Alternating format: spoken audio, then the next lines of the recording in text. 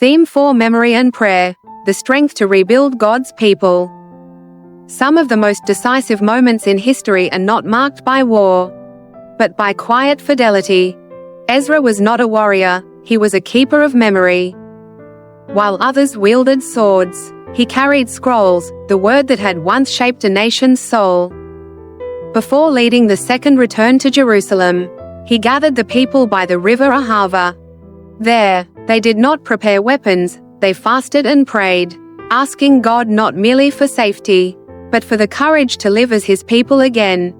Philosophy tells us that memory is the soul's way of existing through time. To forget is to lose oneself, to remember is to awaken. Ezra knew that Israel's true exile was not geographical but spiritual. They had forgotten the God of their deliverance.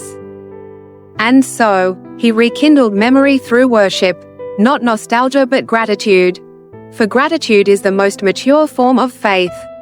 Faith without memory becomes superstition.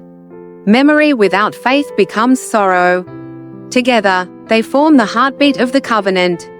Theologically, prayer is the recreation of sacred memory.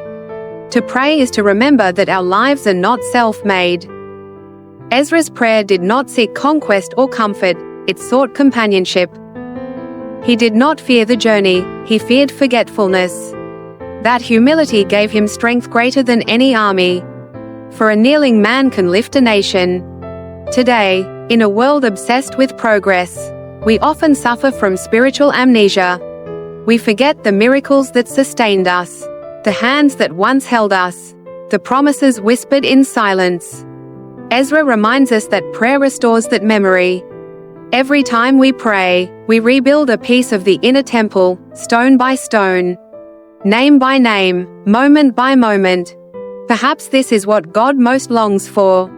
Not flawless obedience, but a heart that still remembers.